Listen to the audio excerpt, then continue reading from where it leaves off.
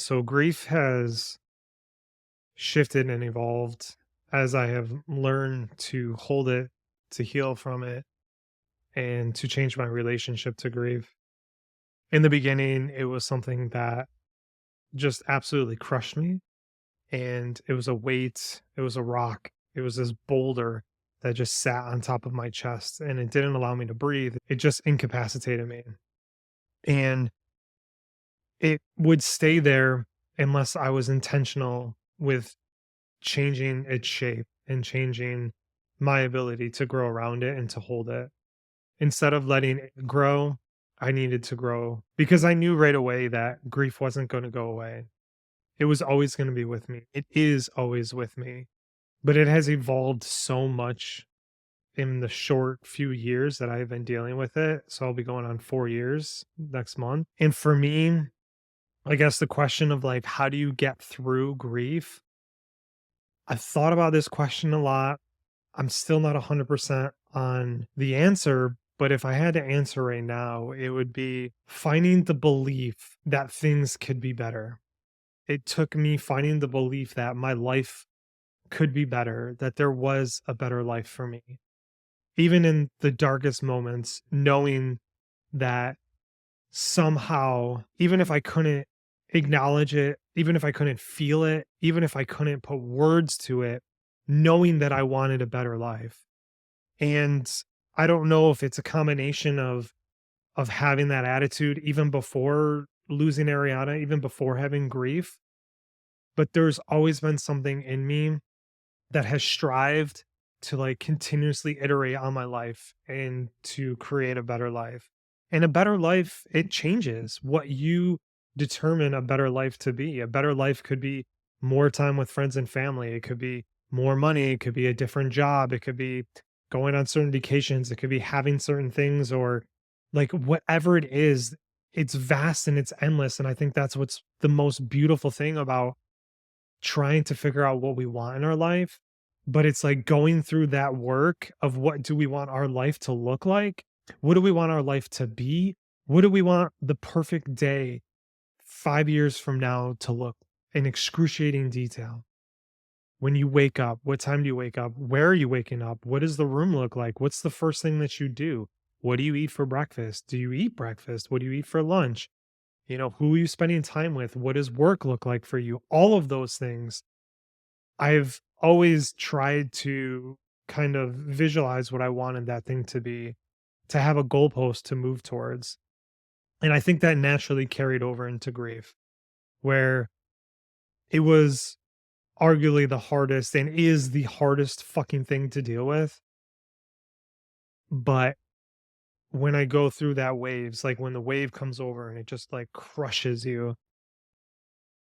it's understanding that when I come out of that wave, that what's waiting for me is the life that I'm trying to work towards and taking small incremental steps. I think of like dealing with certain types of anxieties or certain mental health things. I have different types of anxieties that show up in my life. And a lot of times like my therapist would harp on me, be okay for 1 second. And that's okay. Be okay for 3 seconds and then move it to 5 seconds, move it to a minute, move it to 5 minutes. And I never like I agree with it and we have to like find these incremental steps, but it is so fucking like it would just frustrate me cuz I'm like that's not enough. That's not enough. I need it solved now. I need my grief solved now. I need to get through this now. But when I finally am able to just accept that, okay, this grief is here, this anxiety is here, this pain is here, whatever it is, all I have to do is get through 1 second. Okay, I did 1 second. All I have to do is get through 3 seconds and then 5 seconds and then 10 seconds and 1 minute and on and on and on.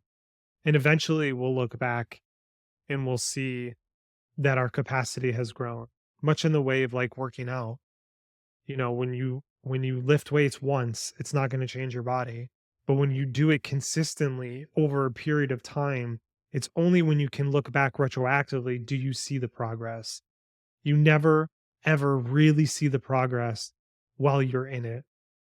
And for me, like, so I lost my dad a year before I lost my wife, and then 6 months later, is when we had that cancer scare with my son. So it's like the grief just continuously compounded with me. But the only way through it was finding the belief that life could be what I wanted it to be, what it, that it could be better, even though all I wanted was my wife back and to have Ariana back.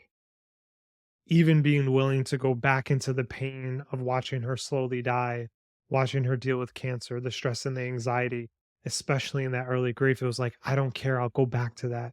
If I could just hold her hand again, if I could just hear her laugh again, if I could just see her smile again, hear her voice, it would have been all worth it.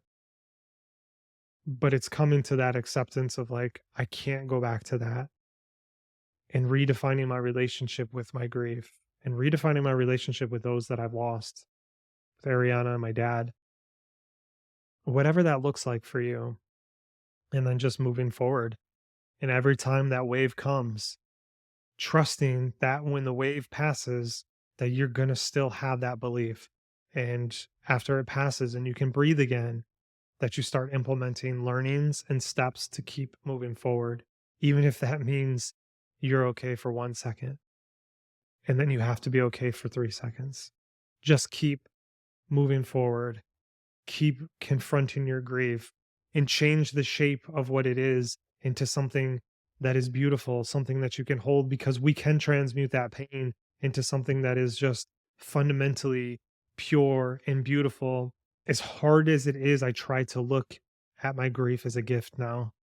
It's a gift that has given me perspective on life, and it's a gift that has given me the ability to feel deeper, to experience emotions deeper, because that container that we build, as we expand it, we're not only expanding our ability to hold grief, but we're expanding our ability to hold love and joy and abundance, whatever that means to you. And it fucking sucks. I wouldn't take this again, even though it's a gift. Like, I would reject that gift if I was able to, because like I had everything I wanted in life. But because I can't change it, I try every day to renew my sense of like accepting that gift and seeing the benefits that I get from it, because the hard times are never going to stop coming. So it's important that I can find the solace in those hard times, to know that I can treat this process of healing and redefining my relationship with my grief as something that can be beneficial to my life if I allow it to. And in some ways, that's the choice that we have. Either we can allow our grief to crush us and impact our lives in a negative way. And for a short time, like, it's going to happen. And that's okay. We should just kind of let it do its thing. But eventually, we get to make that choice again, whether we're going to let grief continue to impact our lives in what feels like a negative way, or are we going to allow grief to impact us and benefit our lives? It's a hard fucking choice to make. And it's a choice that I have to make every day. Sometimes I'm 4 years out. It's not that long, but sometimes I still have to make that choice fucking hour by hour, because there are many times that I want to give in and, just be like, fuck it all. Fuck all of it. I give up. I'm done. And that's okay too. Just recognize what's happening. It's one of the hardest things we'll go through. It's one of the heaviest emotions that we will feel, and it's unfortunately an emotion and experience that doesn't go away. So let's learn to hold it. Let's learn to allow it to create expansion in our lives, and let's use it and transmute all that pain into something beautiful for the world and for those around us.